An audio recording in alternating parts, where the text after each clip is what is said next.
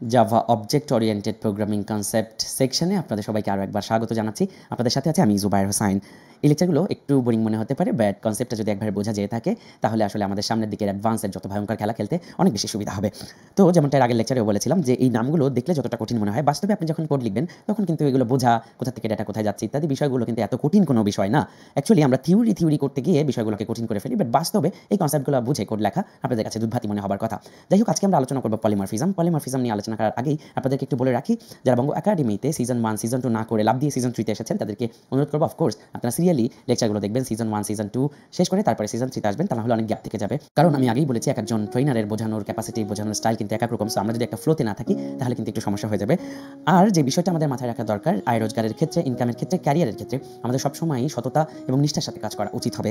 অনেকেই আমি দেখেছি কোর্স পাইরেসি করতে, একজনের কোর্স আরেকজনকে অ্যাক্সেস দিয়ে দিতে অন্যায়ভাবে। এটা এক ধরনের জুলুম, এটা একটা প্ল্যাটফর্মকে সামনে এগিয়ে নিতে অনেক বেশি বাধাগ্রস্ত করে। তো অফকোর্স আপনারা সেই কাজটা করবেন না।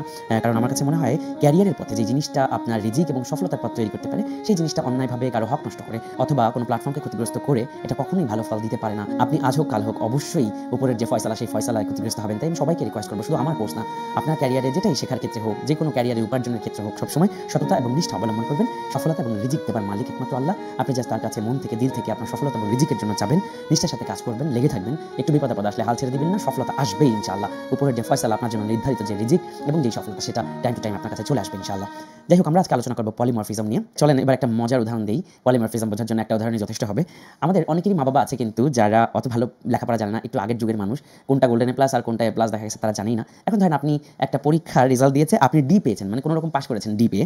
সো আপনি বাসায় গিয়ে বললেন, আপনার মা জিজ্ঞেস করলো যে তোমার পরীক্ষার রেজাল্ট কি, আপনি বললেন যে মা আমি পাস করছি, আমি ডি পাইছি।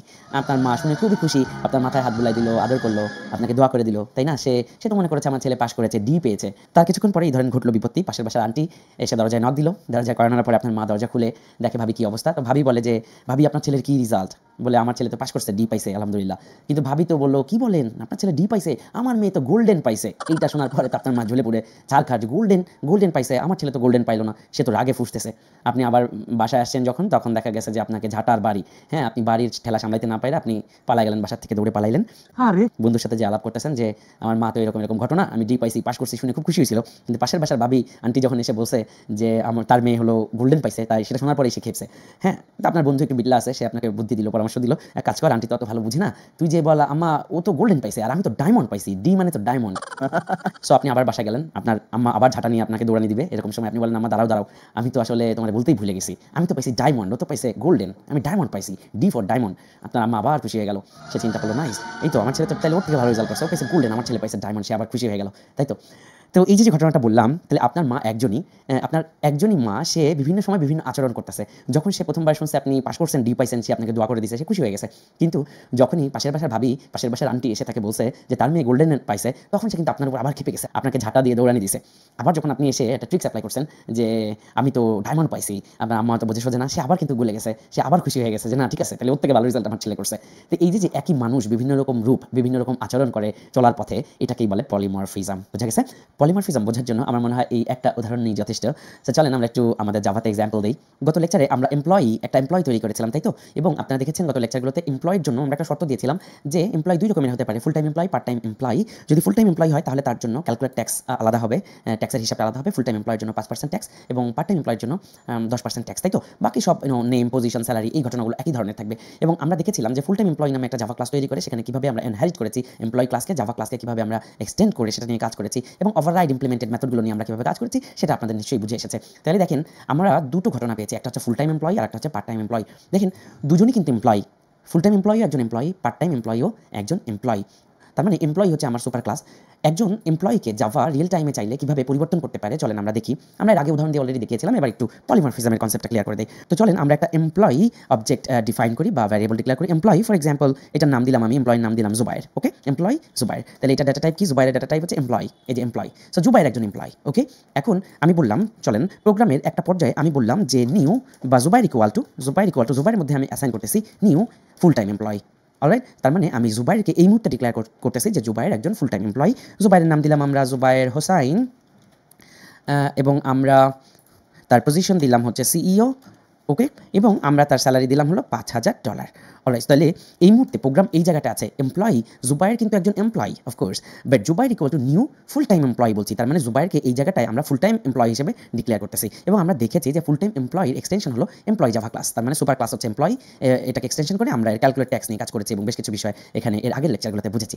তার মানে প্রোগ্রামের এই পর্যায়ে এসে জুবাইর একজন ফুল টাইম এমপ্লয়ি, তার নাম হলো জুবাইর হোসাইন, তার পজিশন হচ্ছে সিইও এবং তার স্যালারি হচ্ছে $5,000। সো এবার যদি আপনি একটা ট্যাক্স ক্যালকুলেশন করতে চান, for example tax equal to বা TV display equal to append, আমি যদি এখানে ব্যাকস্ল্যাশ এন দিয়ে আমি বলতে চাই যে জুবাইরের স্যালারি কত, ফর এক্সাম্পল ব্যাকস্ল্যাশ এন দিয়ে চলেন আমরা এভাবে করি, স্যালারি কত সেটা আমরা একটু প্রিন্ট করি, স্যালারি ক্লোন দিয়ে আমরা এখানে এসে তাহলে কি জুবাইর ডট গেট স্যালারি, তার স্যালারি পেয়ে গেলাম। একই সাথে চলেন জুবাইরের ট্যাক্সটাও আমরা একটু ক্যালকুলেট করি, তাহলে পার্থক্যটা বোঝা যাবে, জুবাইর ডট গেট বা ক্যালকুলেট ট্যাক্স, তাই তো? তাহলে ক্যালকুলেট ট্যাক্সটা কিন্তু আমরা পেয়ে যাচ্ছি।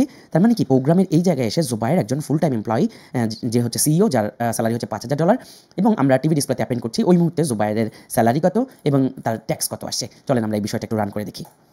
অলরাইট, রান হয়ে গেছে, এখানে আমরা ট্যাক্স বলবো, স্যালারি না। সো আমরা স্ক্রিনে দেখতে পাচ্ছি যে জুবাইরের স্যালারি হবে হচ্ছে $5,000 এবং আমরা ফুল টাইম এমপ্লয়ের জন্য নির্ধারণ করেছিলাম 5% ট্যাক্স, তাই 5% হারে তার আসে ট্যাক্স আসছে হচ্ছে $250। অলরাইট, সো এতটুকু মূলত পুরোনো দিনের কনসেপ্ট, আমরা গত লেকচারে এবার দেখেছি। এবার ধরেন সেমভাবে এই আমি আবার জুবাইর কিন্তু একটা এমপ্লয় জাভা ক্লাসের অংশ বা তার ডেটা টাইপ হচ্ছে এমপ্লয়ি, এই মুহূর্তে একটা ভ্যারিয়েবল জুবাইর একজন এমপ্লয়ি, এটা হচ্ছে কথা।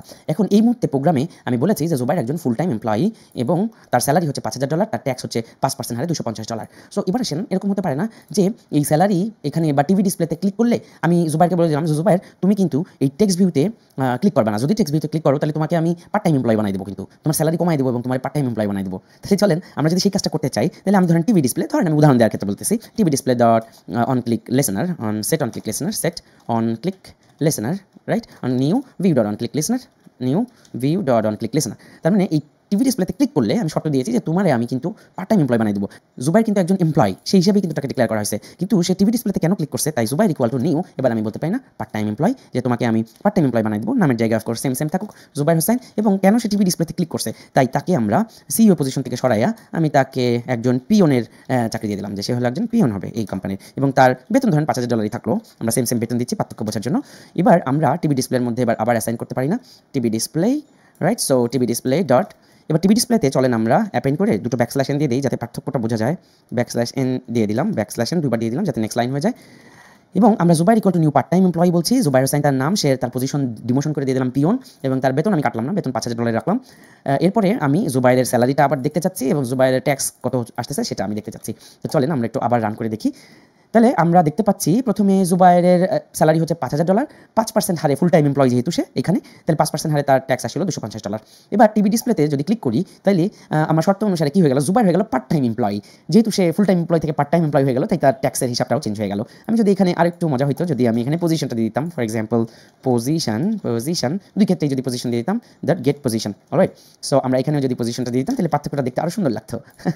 সো এই যে দেখেন জুবাইর একজন সিইও, $5,000 তার বেতন, ট্যাক্স $250, ফুল টাইম এমপ্লয়ি এই মুহূর্তে, এই যে এই লাইনগুলো এক্সিকিউট হয়েছে।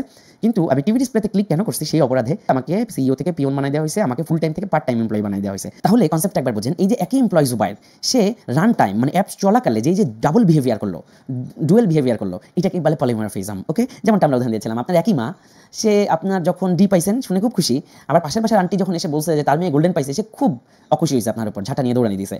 আবার সেম আপনি যখন আবার যে তাকে বুঝাইছেন যে আমি ডি ফর ডায়মন্ড, সে বুঝতে না পাইলে আবার খুশি হয়ে গেছে। তাহলে এই যে একই মানুষের চলার পথে একাধিক গ্রুপ, এটাকে বলে পলিমরফিজম।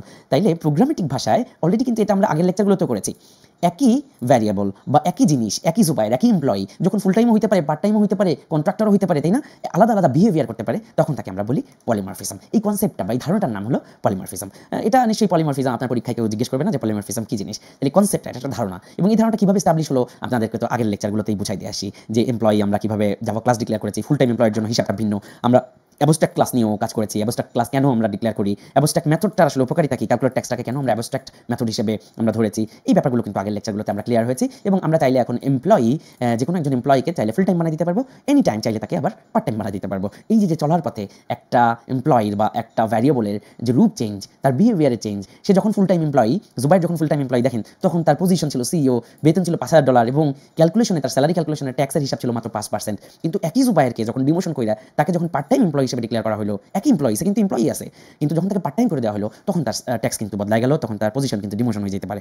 অলরাইট, সো এই যে বিহেভিয়ারাল চেঞ্জ, এটাকে বলে পলিমরফিজম। আমার কাছে মনে হয় ধারণাটা আপনাদের কাছে ক্লিয়ার হয়েছে। আমরা পরবর্তী লেকচারে আপনাদের এই অবজেক্ট ওরিয়েন্টেড প্রোগ্রামিং কনসেপ্টের উপরে কিছু হোমওয়ার্ক দেওয়ার চেষ্টা করব। আপনারা মন দিয়ে প্র্যাকটিস করবেন এই কনসেপ্টগুলো, জাস্ট বোঝার জন্য বলা, কোনো সংজ্ঞা মুখস্থ রাখতে হবে না, জাস্ট কোথা থেকে কী ঘটনা ঘটতেছে আমরা লেকচারগুলোতে যে আলোচনা করেছি সেগুলো যদি আপনার মাথায় দিয়ে থাকে তাহলেই হবে, আর কোনো অসুবিধা নেই। ইনশাআল্লাহ আমরা সামনের দিকে অ্যাডভান্স লেভেলের খেলায় মেতে উঠবো। আপনাদের সবসময় একটা কথা মনে রাখতে হবে যে আমিও যেহেতু একজন মানুষ, আমার সময়ের সীমাবদ্ধতা আছে, আমি আপনাদেরকে যা জানি তার সব কিছু ইনশাআল্লাহ উজাড় করে দিব, এবং আমরা ধারাবাহিকভাবে সিজন 1, 2, 3 আমরা ধারাবাহিকভাবে প্রতিটা সিজনে, প্রতিটা সেকশনে আস্তে আস্তে আপডেট আনবো, নতুন কিছু যুক্ত করতে থাকবো। কিন্তু তার জন্য একটু সময় দরকার হবে, একটু ধৈর্য ধরে আপনারা লেগে থাকবেন, যতটুকু শিখেছেন ততটুকু প্র্যাকটিস অব্যাহত রাখবেন, যতটুকু জানেন ততটুকু দিয়ে কতটুকু কাজ করা যায়, কতভাবে প্র্যাকটিস করা যায় সেগুলো নিয়ে প্র্যাকটিস করবেন, তাহলেই ভালো কিছু হবে ইনশাআল্লাহ। আমি আমার মতো করে আপনাদেরকে অ্যাডভান্সের দিকে খেলতে খেলতে একদম খেলোয়াড় বানিয়ে ছাড়বো ইনশাআল্লাহ। দেখা হচ্ছে পরবর্তী লেকচারে।